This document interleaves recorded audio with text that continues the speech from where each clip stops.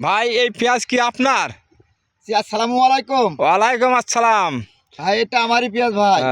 ভাই আপনার নাম কি ভাই? আমার নাম মোহাম্মদ লালচান আলী ভাই। লালচান ভাই, জি এই পেঁয়াজ কিভাবে তৈরি করছেন? কি প্রথমে কি করেছেন জমিত?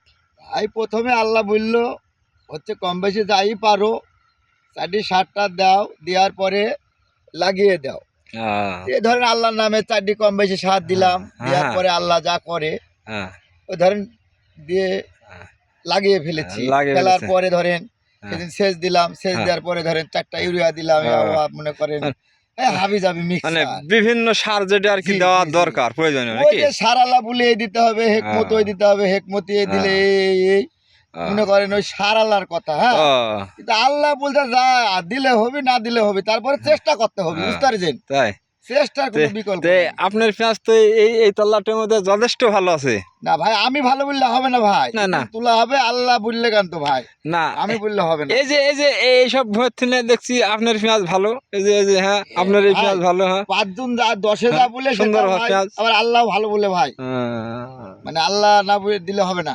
আহ, যাক লালচান ভাই, সুন্দর আপনার কথা শুনে খুব ভালো লাগলো। সুন্দর পেঁয়াজ করেছেন। আশা করি প্রতি বছর আপনি ভালোভাবে পেঁয়াজ চাষ করবেন। পেঁয়াজ একটা বাংলাদেশের বাণিজ্যিক ফসল। এর থেকে বাণিজ্যিক ফসল হয় না, যেহেতু খুব ব্যয়বহুল ফসল, খুব পরিশ্রম করে তৈরি করা লাগবে। ভাই আপনারা ভাই যথেষ্ট পরিশ্রমে ভাই একটা পেঁয়াজটা আমার তৈরি বলার করবেন। একটা আছে ভাই, কি ভাই? আমি একজন মাছ ব্যবসায়ী ভাই।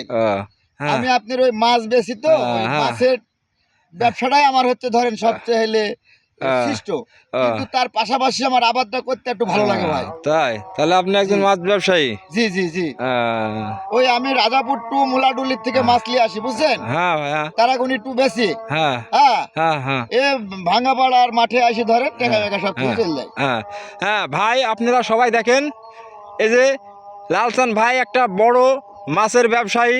সে রাজাপুর থেকে ভেড়া মারা মোকাম করে বা তারাগোনা মোকাম করে। সে বড় মাছ ব্যবসায়ী নামে পরিচিত।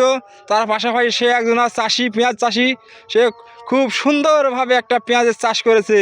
পেঁয়াজ দেখতেও ভালো লাগছে, আবার পেঁয়াজের এই যে হালকা হালকা কবল গুটি ফাটিছে, ওরা দেখেন হয়তো 2-4-10 দিনের ভিতরে পেঁয়াজের গুটিটা ফেটে যাবে।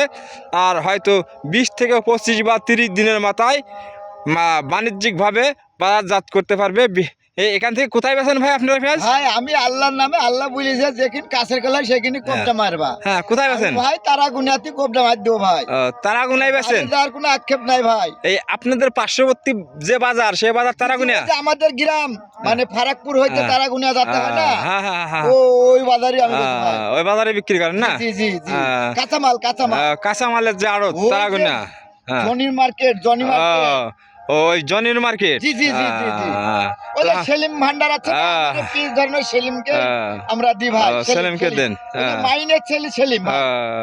আচ্ছা ভাই, হ্যাঁ, আরও চাষি ভাইদের উৎসর্গ করছি যে এত সুন্দর পেঁয়াজ, এই পেঁয়াজ দেখে আমাদেরও খুব ভালো লাগছে। আশা করি আপনাদেরও ভালো লাগবে। এই মাছ ব্যবসায়ের পাশে একজন সে ভালো চাষি, তাকেও দেখেও ভালো লাগছে, তার কথাবার্তা শুনেও ভালো লাগলো। আপনারা পারলে লাইক দিন, সাবস্ক্রাইব করেন, আরও যা লাগে সেগুলা করবেন। খুদা হাফেজ।